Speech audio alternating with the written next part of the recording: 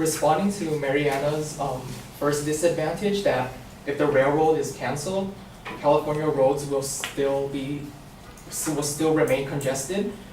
Before I start, I would like to say some statistics. According to TripAdvisor.com, driving from Los Angeles to San Francisco or vice versa, it takes around 6.5 hours taking the Interstate 5, 7 hours taking Highway 99, and 7.5 hours taking Highway 101.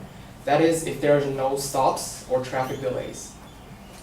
If there was traffic, it would take even longer. And taken from the proposition itself, the train, if built, will run between San Francisco and Los Angeles, with Anaheim, California designated as the southern terminus of the initial segment of the high-speed train system.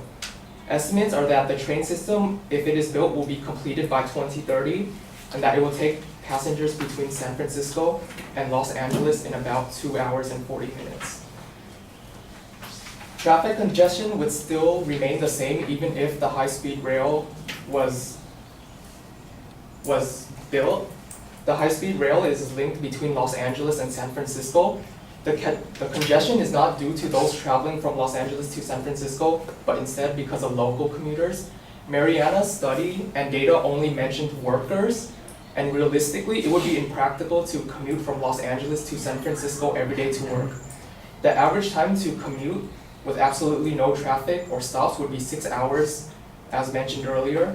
The normal 9 to 5 working day for most employees would require them to wake up at 3 a.m. and commute from one location to the other and then back home in order to work.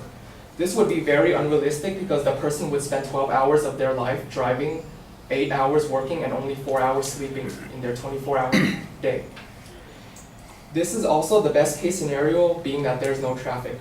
Her evidence is irrelevant because it mentions only workers, and it would be very impractical and unrealistic for someone to commute and work between California and San Francisco every day. The congestion is due to local commuters, which is not addressed with the construction of the high-speed rail. If California was really concerned about congestion in their highways, they could build more regular rail lines to connect the various cities. The issue isn't congestion and traffic, the issue is convenience and reliability. The whole point of a high-speed rail compared to a normal rail is that the high-speed one is faster.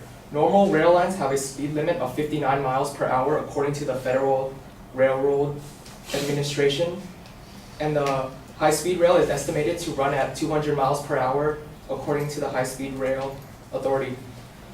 The given name to Proposition 1A is Safe, Reliable, High-Speed Passenger Train Bond Act. One of the main points stated in the proposition is provide long-distance commuters with a safe, convenient, affordable, and reliable alternative to driving and high gas prices. The whole point of this rail would be convenience and reliability, not congestion control. Even if congestion was considered, it would not be prevented by the construction of the high-speed rail. And in her second disadvantage point, that if the railroad is canceled, California's greenhouse gas emissions will worsen dramatically because of overpopulation and excessive use of vehicles. In a research done by the University of California, Berkeley, it concluded that it would take 71 years for the high-speed rail to save enough greenhouse gas emissions to negate the emissions caused from the construction.